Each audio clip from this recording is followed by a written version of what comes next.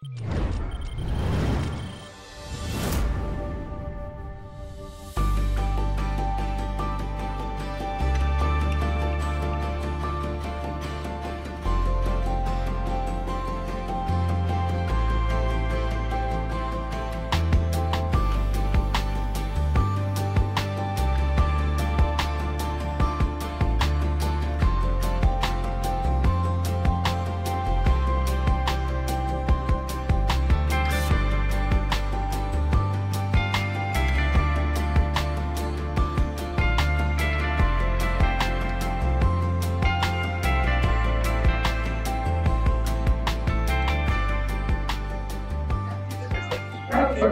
morning.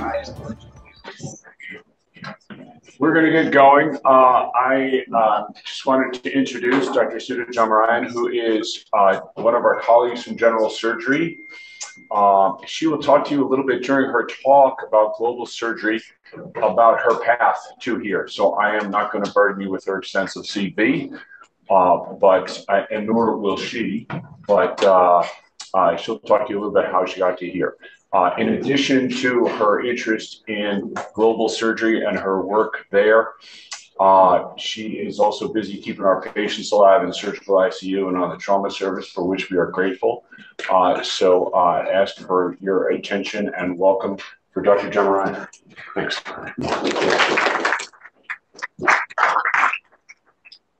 So much. Thanks, Dr. Higgins, Dr. Brodke, Dr. Spiker, for the invitation. So the first disclaimer is that I'm not going to ask the residents any questions, but you must laugh at my jokes. They may be, yeah. Anyway, so thanks, Dr. Higgins, for introducing me. So I'm one of your trauma colleagues here. I've been here at the University of Dept for 2 years. And I specifically came here because it turns out that this institution is really globally known for its interest in building surgical capacity worldwide. So that's how I got talked into coming here by the good Dr. Santon Layson. So when you think about global, it's too white on the screen. When you think about global, what's the first thing that comes to mind? Okay, so you wouldn't ask of us any questions. So students and faculty, I guess. Any ideas? Any things like perhaps this or that, right? And you're like, listen, I'm in orthopedic surgery. Why do I really care about this? How many people thought about that? Probably only me, because I'm talking. So it turns out that's a good question, right? Like, why does the rest of the world care? Should it care about having surgery, needing surgery? It turns out with 7.5 billion people, just the probability says that somebody will have a problem that requires an operation that's outside of a rich country. Okay? So we have to think about what that need looks like. And of course, many of your illustrious orthopedic organizations historically have done a lot of work in that area. So Orthopaedics overseas is probably one of the most well-known groups that started over 60 years ago that has evolved into UK Orthopedic Concern and the Society for, I can't say all the French words, that form SICOT.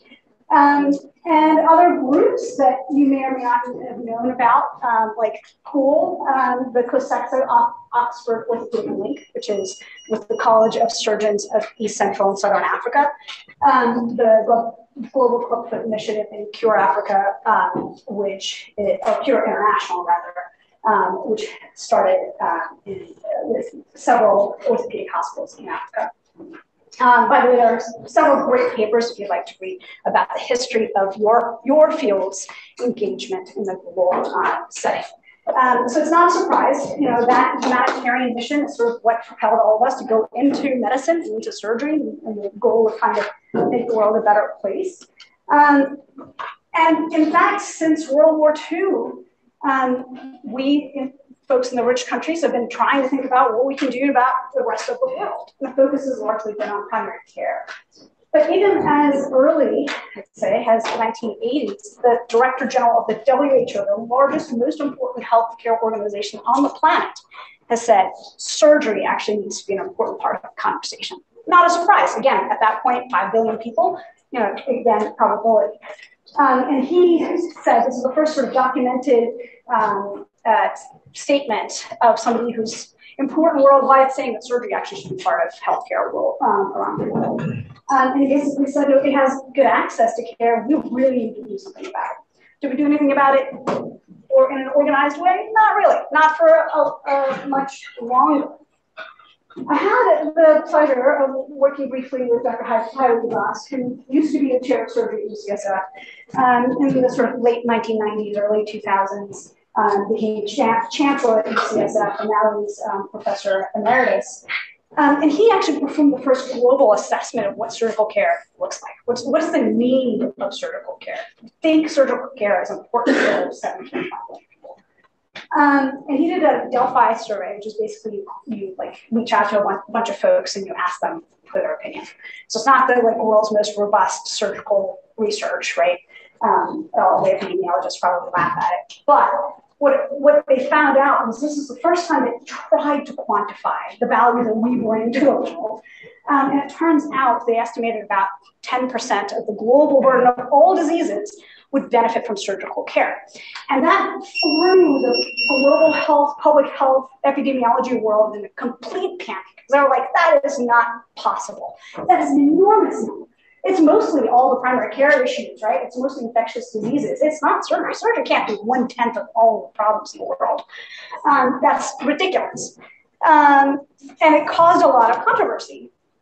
Interestingly, a bunch of health economists got together a few years later and put out this project called the Disease Control Priorities. And these are health economists, people who look at numbers and value. And they quantified that surgery is actually cheaper than treating HIV around the world. And you can imagine the chaos that resulted in the global health world when these numbers came up, not just from a bunch of noisy surgeons, but by people who are actually counting needs. That propelled people like Paul Farmer, who I don't know if many of you know, was a infectious disease doc at Brigham and Women's Hospital. He just recently passed away, but set up Partners in Health, which is an NGO that works with a variety of different countries in building their health system capacity. He and Jim Kim, who went on to be the president of the World Bank, said surgery is neglected. We have to think about how to incorporate surgery into our worldview for what healthcare looks like. And that is, not very long ago, a little more than a decade ago. And that was followed later that year by Tom Weiser, who's now faculty at Stanford, as the first sort of more formal estimation of where the burden of surgical diseases are and where the surgical resources are. And as you'd imagine, that's kind of a little bit skewed. So in this slide, HMIC refers to high and middle income countries, and LIC refers to low income countries. And by the way, I'm using that specific language because that's a language we now prefer to use as opposed to developing or third world or first world. In part because a lot of those have various political connotations or they're antiquated terms, or they can be judgmental, or really who says we're developed compared to anyone else. Have you been alive for the last 2 years?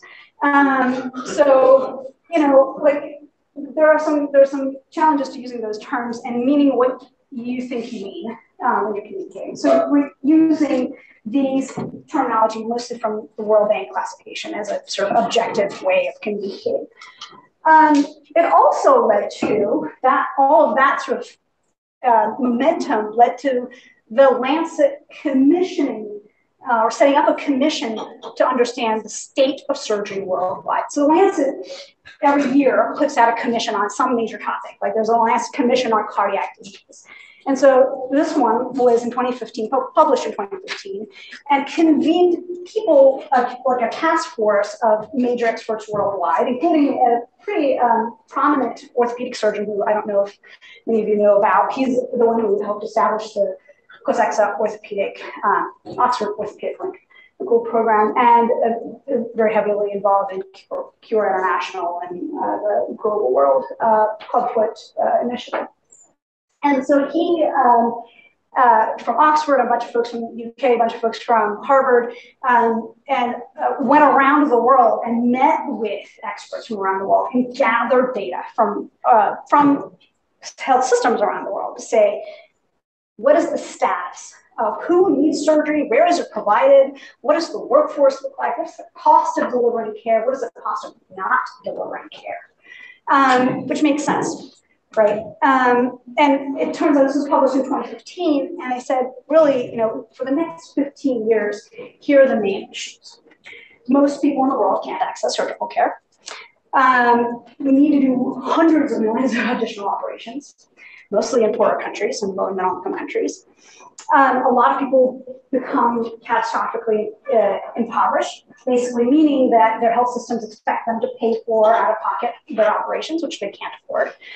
And that if you did invest in these services in health systems, that you would be able to get a good return of investment at the health system governmental level at a larger scale. And that would improve productivity and economic growth. The same reason why you guys operate on people with injuries, because you can get them back to a functional status that allows them to progress with being a productive member of society.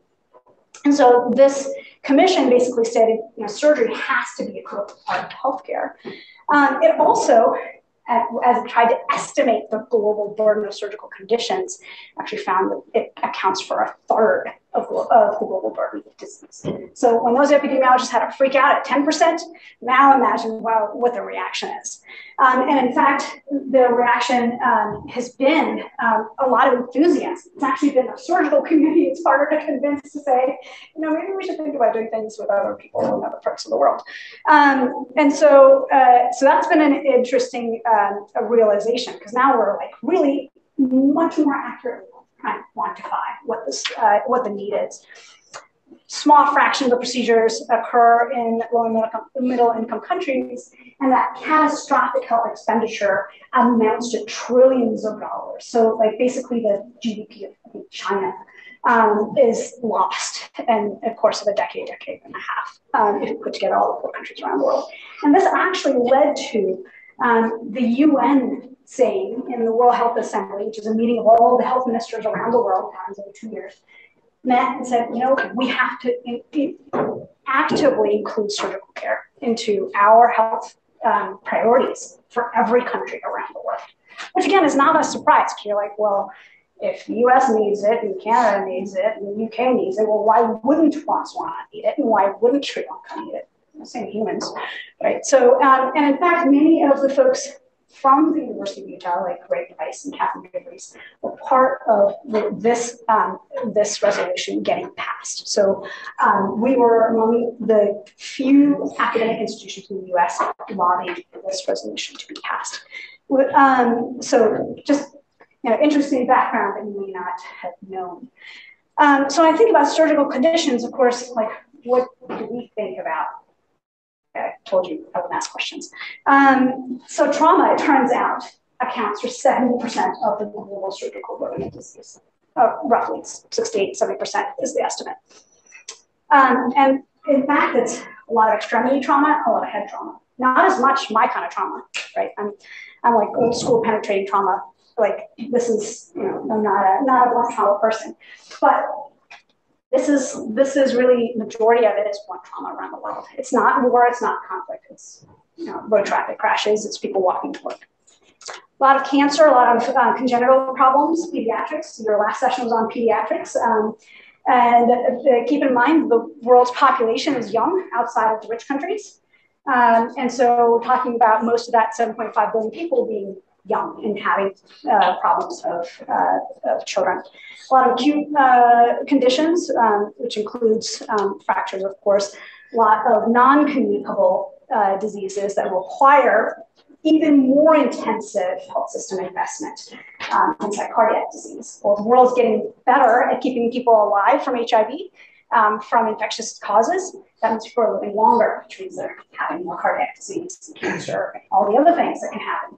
But it also means that when they have a fracture and they can't go back to work, there's a much greater loss economically for our countries, right? So that becomes important. But there's also a growing interest in setting up cardiac programs, transplant programs, because the population is requiring it. And I'll just put maternal health in parentheses because we don't think about maternal needs as surgical needs, but obviously that's an important part. Won't make any political statements there. There's a massive unmet need for surgery, but our historic perspective of going and doing something somewhere else, our humanitarian nature, is great, but it isn't going to meet the need that exists worldwide. And so how do we address that burden? And so there's this goal of or perspective paradigm shift of teaching people to fish, just like you're being taught how to fish right now. And that is an important perspective change, and not just teaching how to do technical operations, not bogey here, cut there, but how do you actually run a hospital? How do you run an operating room? How do you run a department if you're the only surgeon in that hospital? What does your supply chain look like? What does your autoclave process look like? What does your hiring and training of nurses look like? All of those things become important, and none of those things are included in any of our education, right? So we have to be thinking about what does the surgical system mean? And it turns out that there are also assessments of our low and middle income country surgical colleagues from around the world to say, well, what is it that you want from those of us sitting in the US? This is an example of a project from the Global Initiative for Children's Surgery, which was set up about 5 years ago, specifically to set the standards for pediatric surgical care around the world by consensus.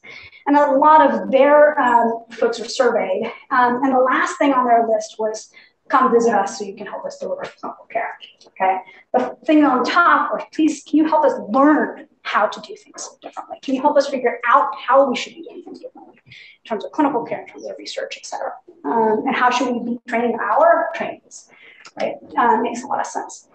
And it turns out that this sort of perspective, broader perspective of not just technical care delivery, but surgical system development is something that was termed surgical ecosystem by some of my colleagues here, Dr. DeReese and Dr. Price. Well, I'll show you their pictures in a minute.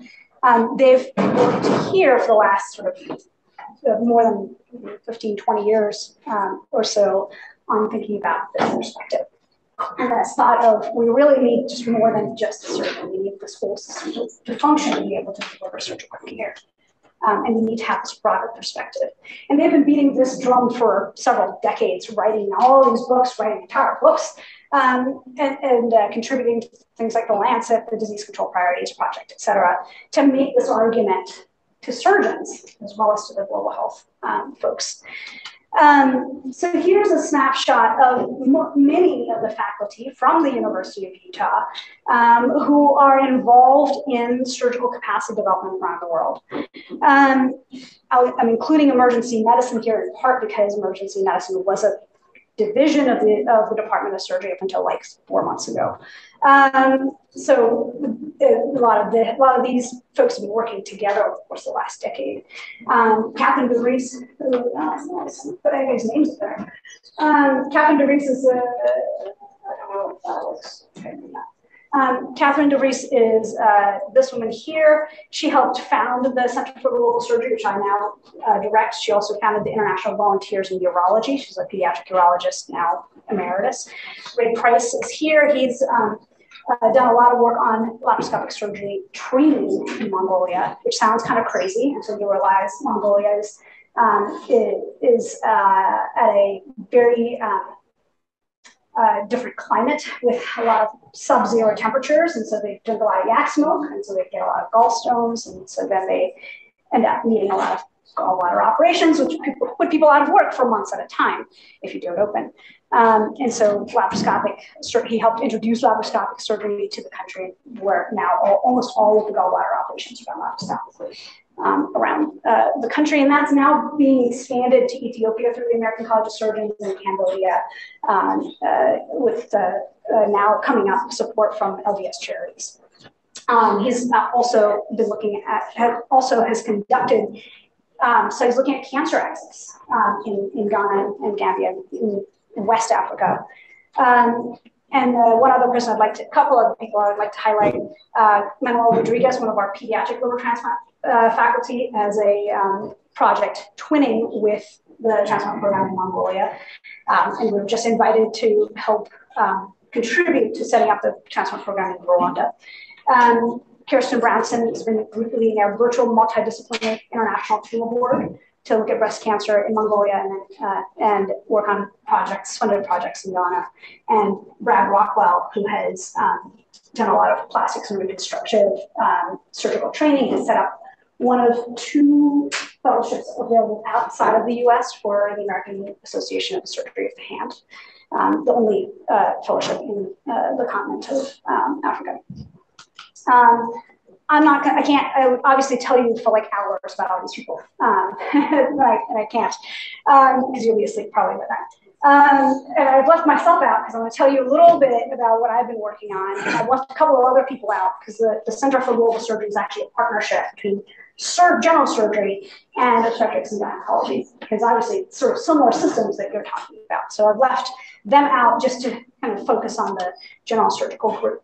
So this has been my work, and this has been my path of kind of wandering around the country and maybe the world in seeking training opportunities for much to my family's chagrin. I did undergrad at Penn and went to Davis for medical school when it was actually affordable, and went to UCSF for general surgery residency. And at UCSF, you had to take 2 years to do research in between your 3rd and 4th years. So I spent a year doing a public health degree in the London School of Hygiene and Tropical Medicine, and chunks of that year and the next year in Uganda at Malawi Hospital, which is one of the largest hospitals in the continent of Africa, and I had a baby also at that time. And then I went to Brigham and Women's for my fellowship in trauma and critical care, and got a faculty development grant to spend a second year there to start working on activities in Rwanda. And I got my first job at ECU in Richmond, which is a pretty big trauma center, actually the largest trauma center for the state of Virginia for 13 million people, and worked there for 7 years until I joined this group two years ago, now going on my 3rd year here. And a lot of my work has been at the University Hospital of Kigali in Rwanda. That's my background. My focus, as I mentioned, I'm a trauma surgeon. My focus is in trauma. It turns out that we're all super busy with trauma patients. That reflects a very tiny proportion worldwide of the amount of trauma that happens. So in fact, 90% of the world's trauma burden occurs outside of our high-income country settings. So 90% of it happens elsewhere, where there aren't, really, in many places, aren't trained orthopedic surgeons. It's general surgeons doing orthopedics and neurosurgery and plastic surgery and obstetrics and pediatrics. Pediatric trauma deaths. We have a lovely center, Primary Children's, that serves multiple states. Many countries around the world have no dedicated children's facilities at all, never mind specialty training in pediatric anesthesia, pediatric orthopedics, pediatric surgery in general.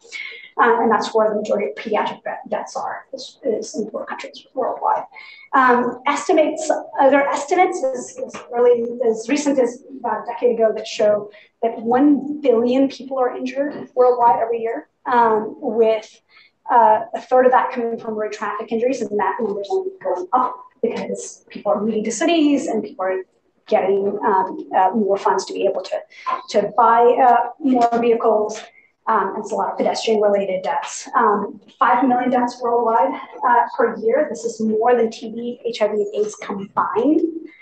But we don't talk about it. It's not what you thought about when I asked you to think about global. You didn't think about trauma. You thought about water. You thought about HIV. It supersedes all of those things. An enormous disability from trauma as well that we haven't even scratched the surface of. So as I mentioned, my partnership has been at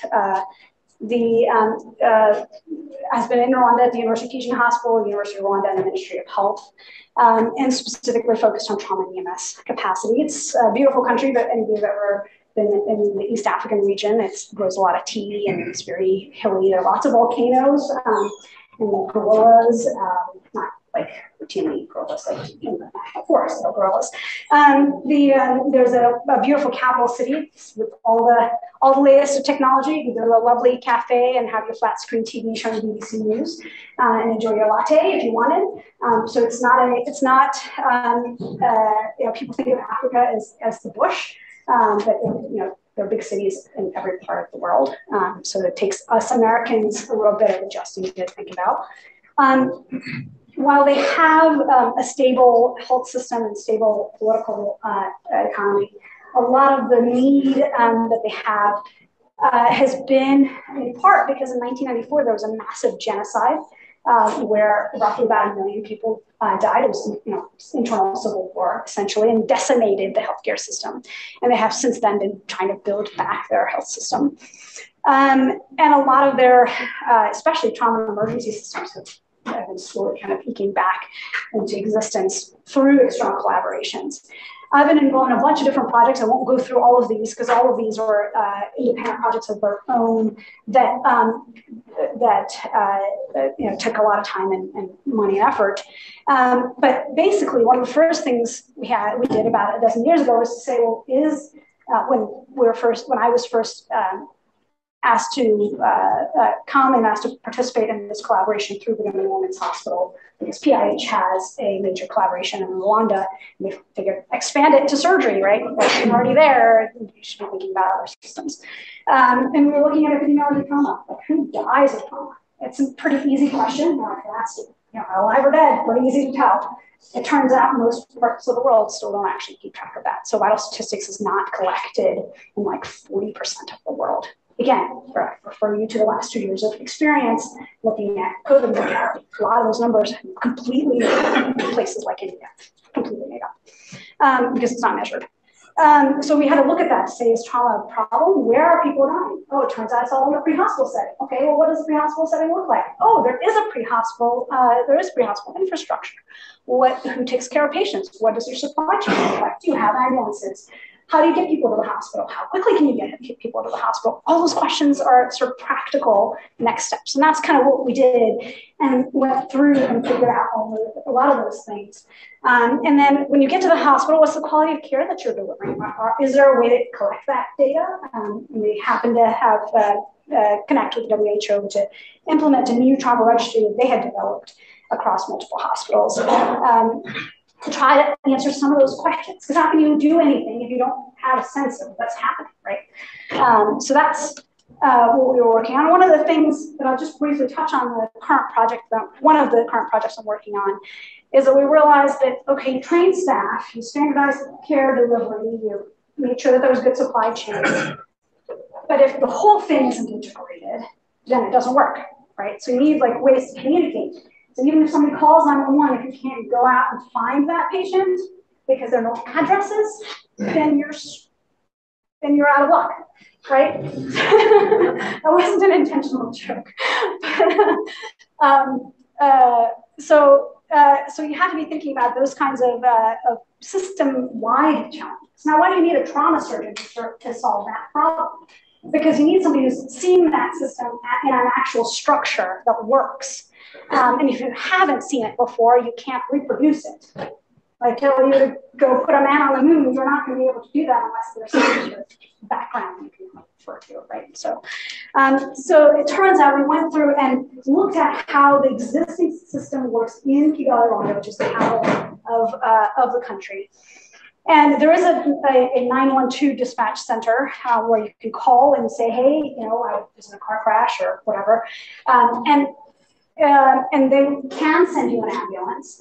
The ambulance may find you. The ambulance staff has to make multiple phone calls to figure out, like, where should you go? How do you get triage? You have a head injury. Where should we take you? Oh, is there a CT scanner available at that hospital? It's close by, or is it broken this month? Or is that the trauma center? Do they have any beds, or are you just going to sit in the ER for a week before you're seen by the orthopedic surgeon with your open femur fracture, right? Like the times are just way out of whack compared to what we're used to. We're talking about like getting antibiotics and washing people out in an hour. Like you're talking about 5 days of sitting there with pressure. Like, so then how do you function? How do you improve that system? You need something that is much a larger scale, you know. So it also turned out, this was sort of in the 2018 time period, that a colleague of mine, who was a trauma surgeon from Minnesota, spends half her time in Rwanda, and her husband's a software guy, and he had set up a software accelerator to help get fintech and other sort of tech folks and entrepreneurs locally.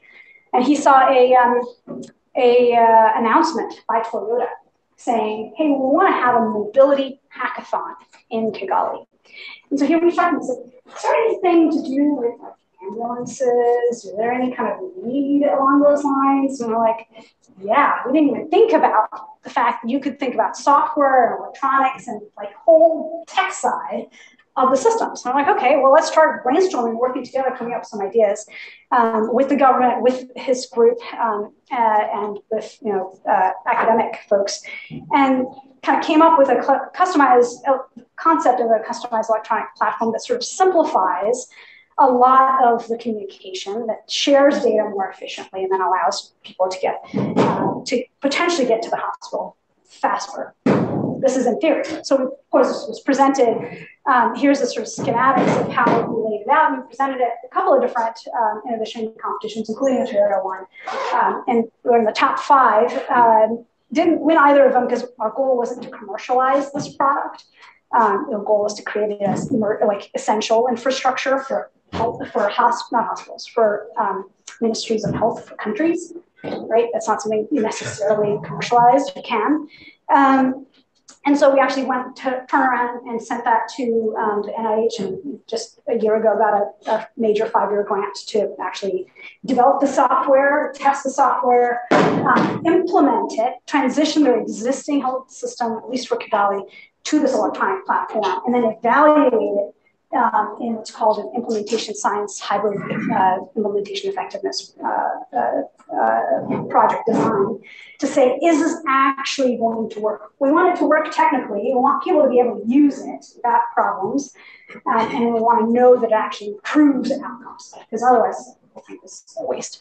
That's what we're working on. We're in the process. We actually, in the process of being awarded a multi-million-dollar grant from the UK government for it. So in about 5 years, with about a little over $5 million, hopefully this will be a transformative initiative for the country, and hopefully it'll expand across the entire country in the course of the next 5 to 10 years. So that's the one I'm working on now.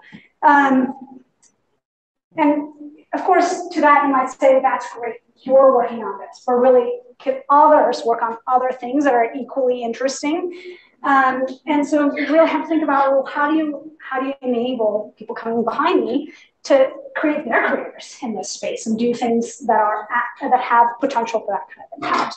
And so, what does it mean to be in this new field? What is this paradigm shift all about? How do you teach it? Does it involve traveling? Does it necessarily involve traveling? And is there a specific skill set? And those are the questions that we're trying to answer now in the process. Actually, just finished gathering data with a worldwide survey, a Delphi survey, to develop universal competencies in global surgery, including, by the way, orthopedic surgeons from around the world, to say, like, trauma care, right? It's part of it. What should people know? How do we train them? And we hope to, as soon as I get a chance to finish the final draft, hopefully we'll be submitting that in the next week or 2. The other thing is that there's been an explosion of interest from trainees, because for them, faculty probably in the back, the world has gotten to be a much smaller place. And so there's been a groundswell of interest to say, how do we improve surgical care, surgical systems for those folks who are interested in surgery and perioperative care across all specialties. And there's been some student-led groups like Incision, which is International Student Surgical Network, and the GSSA, which is a domestic network of students across the world, saying, how can we actually learn about this and do something about it in the course of our lifetimes? And that's completely a different perspective than this very patriarchal model of I know what I need to teach you and you should sit down and learn about it. And so it's been an interesting time to watch these students develop and create these enormous networks with very little cost. I actually gave a presentation at Incision Ukraine last fall, virtually, because that's, they're interested in thinking about how do I think about surgical care there. And now, in fact, we're giving lectures, and if any of the faculty are interested, we're part of a collaboration to give, I think it's every other week lectures that is reachable by surgeons and physicians in Ukraine and in Myanmar, which is also struggling with civil strife, to teach virtually about more relevant clinical expertise. And there's been massive growth in institutional investment in global surgery. And there have been lots of programs and centers and institutes that have been developing. A lot of us have, a lot of people calling places like the University of Utah for advice on how to put this together, because as I mentioned, there are a lot of people here that don't exist. This is one of the few places in the US that has been as established as it has been. So all these different places have come up in the last few years. And major partnerships and new societies. So the consortium of the University of Global Health was something set up by Howie DeVos, who's the person who first kicked off this whole presentation with his 10% of the global burden of surgical disease, or global burden of disease being related to surgery. And G4 Alliance, which specifically looks at surgical obstetric trauma and anesthesia care. And it's a consortium of like 100 different NGOs around the world. And then most recently, the Association for Academic Global Surgery, which launched last fall, and I had the honor of giving the keynote address for it to say, how do we think about global surgery in the future? And so that's part of what we've been doing, trying to formalize what this academic field and niche is all about. So a lot of things that we've been doing here. We just last month launched the inaugural American College of Surgeons Global Surgery Fellowship with us and Virginia Commonwealth University as key partners. Our Department of OB/GYN just set up a Indian Health Service in Rwanda Global Rural Fellowship. Just trying to think about how do you train people and how do you train people in totally different ways than we're used to. And we're trying to figure out how to support faculty who are interested, how to support trainees who are interested, and how do we find partners. By getting talks like this, you find interested partners across the university. And in the last 10 minutes of this talk, I'm just going to talk to you a little bit about what I think the future looks like. Now that we've talked a little bit about sort of the history and where we are now. One of the main problems is that there's a massive burden of surgical problems, right? That's what I convinced you of hopefully in the last half an hour, is that there's a massive need. Well, where's the funding to address that need? Compared to TB, HIV, and malaria, the surgical volume is multiple times that. And the funding is zero, organized funding. And this slide is actually from a group called the Global Surgery Foundation, which has established innovative financing. Now, many of you are probably too young to remember this, but in the 1990s, during the HIV epidemic, the major transformational point, the inflection point to be able to address that epidemic came from groups like Clinton Health Access Initiative and a couple of other groups that worked with pharmaceutical industry to decrease the cost of antiretroviral therapy worldwide, and then still have a margin so that the pharmaceutical companies can survive financially. And that was transformational in how HIV/AIDS was managed. It involved innovative financing, which is what a lot of these groups and the group that put together this slide is trying to do for surgery. But if you can do that, if we're on that point of the inflection curve, then there's a huge potential for impact, and that's coming. And there's a lot of interest from funders to support it, because this argument's now being made for the last decade that there's a huge need, and then we have to figure out how to meet this need. So this is a portion of the summary of appropriations to the Senate from our Congress last year, authorizing the U.S. Agency for International Development, which is our main external development assistance part of the government, to support neglected surgical diseases, including, by the way, clubfoot, you'll notice that there, as well as injuries. And so that's the U.S. government saying, this is priority to fix these issues in other parts of the world, and we must give people money to do that. So Are we ready to take that money and run with it? I think that's a question we need to think about as an academic institution. Slides all messed up. Okay, well, it also turns out that that's great, but what is the actual cost need, right? That's also important to understand. They have an epidemiologic need, so what does that mean in terms of cost? And this Institute for Health Metrics and Evaluation, if you know, they actually put out a lot of COVID data in the last 2 years. They have, for the last several decades, quantified every single disease in every single country around the world to have a global burden of disease epidemiologic profile across countries. So if you say back pain in Malawi, you can pull up those numbers online, funded by the AIDS Foundation, of course. They've quantified an enormous need, just even in the course of like a decade and a half, billions of dollars. The portion the US is able to contribute is very small, even though it's still a ton of money from our taxpayer standpoint. Our federal funding is about 37 billion, and a portion of that from USAID is about 17 billion. Gates spends about 5 billion.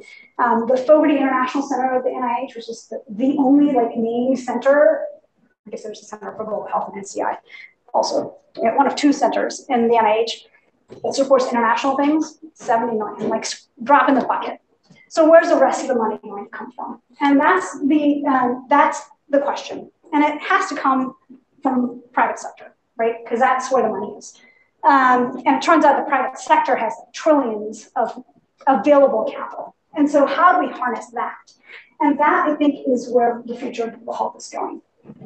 We think about low-cost innovation. We think about, basically kind of, can we make these things cheaper? Can we learn from other settings? What kind of reverse innovation can we learn from?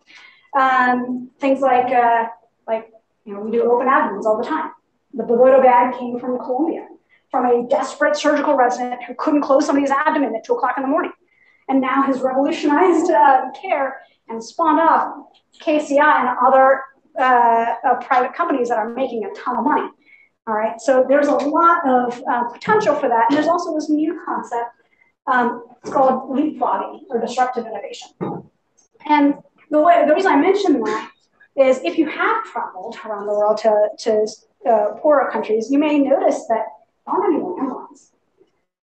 People go straight from nothing to a cell phone, even in the most rural parts of the world.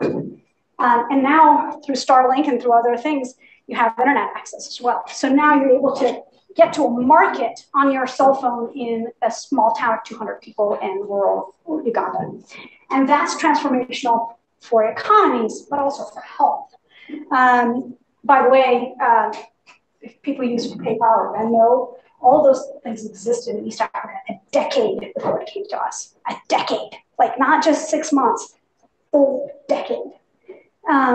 So that kind of transformational need is there. And so those solutions are there as well. And so I think there's this major mismatch of resources and ideas. Who has the funding and who has the problems and ability to solve them. And I think that there are lots of great ideas and solutions that are coming up around the world. This top example is using a smartphone to help do endoscopy, neurosurgery. And the bottom example is actually to triage open fracture care in district level hospitals to prevent unnecessary transfers in South Africa. This is all pre-COVID, and it's only exploded since COVID. It also turns out that educational resources, like the ones you have access to at this lovely university we're sitting at, not available to people around the world. So if you look at where there's expertise in global health education, it is not on the entire continent of Latin America. There's one in the continent, one program. Actually, now there's 2 programs in the continent of Africa with more than 1 billion people living there, and at a cost of $50,000 a year. You think anybody there can afford it? Absolutely not. People are living at $2 a day. What do you think they're going to do with global health and a master's in global health? And so here at the University of Utah, my thought has been, how do we connect these dots? How do we connect our expertise in innovation, the fact that we have access to prototyping lab, bench to bedside, National Science Foundation, NSF, ICOR, and we're ranked, really highly nationally for commercialization. We have Silicon Slopes, all these wonderful resources and access to industry. How do we connect to that? And so one of the steps we're taking now is there's a program called the Masters of Science in Clinical Investigation. It's mostly for faculty and fellows here. So the residents, you may not have heard about it. But it's historically to teach clinical research. So you can be a university faculty with sort of research background. But we've plugged into that a new track that just launched last month. A lot of things happened last month. That specifically incorporates physical health and innovation and technology, and is a collaboration across multiple centers and departments at the university. And I have the honor of leading it with my colleague Brian McCrae from ENT and the Center for Medical Innovation. And we're in the process of doing of taking that and leveraging that to then work with external partners, the Gates Foundation, JPIGO, which is an NGO from Hopkins, to say, like, can we create innovation programs to help people learn how to innovate and solve problems in other parts of the world? And can we work with them on that? Because then problem solving in their context becomes more valuable. And that could be relevant in the Indian Health Service. It could be relevant in rural, I don't know, Argentina. And we're also looking at what can innovation look like from the strengths of the University of Utah. So we're in the process of putting together this $6 million grant that's due in a few weeks that I have the dubious honor of leading at the moment across multiple schools here to see if we can set up a Center for Emergency Diagnostics. So again, gives us a chance to identify problems worldwide, develop diagnostics with our existing expertise, and then use seed grants. That's what that main parent grant produces, and then connects to industry commercialization. So again, support the transformation of health around the world. So that's all I have to share with you. I think there are a few minutes for questions. And so this is, these are some of our partnerships that actually needs to be updated, I think.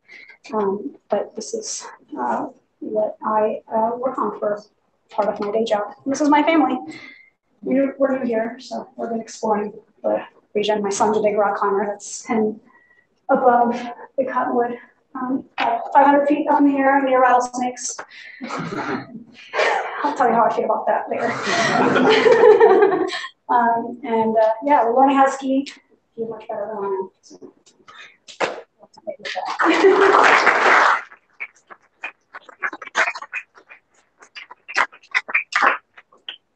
Lots of talent suggestions. And I realized that I didn't specifically talk about what opportunities you individually have, but I wanted you to have the context in which your careers will be evolving. And then you can decide where you want that opportunity to be at different stages of your career. Luke, does the AGS or the G4 Alliance or any of those things have orthopedic surgeon involved, or is that purely a general surgery? You know, that's a great question. I don't know to what degree there are orthopedic surgeons involved. I know the G4 does, for sure, because it involves trauma care. AAGS, I think it does. I want to say, but I would have to double check. It's all newly forming and evolving, so there's a lot of space to be involved. There's a lot of space to lead initiatives through those. It's just a matter of having interest in bandwidth. Any other questions from our residents? Awesome. I think your talk's a great example. The greatest barrier I find in this work is getting past the overwhelming sense that the problem is overwhelming and you can't possibly make a dent in it. Yeah. I think your talk makes an excellent example of, yes, the problem is overwhelming. But what I have done is I picked a corner of it and I'm going to start chiseling. And that is inspirational, so thank you. I think there's a lot that all of us can do, right? We all went into this field to make a difference. So just pick your little corner and do what you can. That's all we can do at the end of the day. Hopefully find purpose and meaning in the process of doing that. Those residents that are interested in this, please reach out to Dr. Jayaraman directly. Talk to Hutch, who is sort of our point person in the department. I'm happy to talk to you about it. But please, Mark. Thanks. Thank you so much.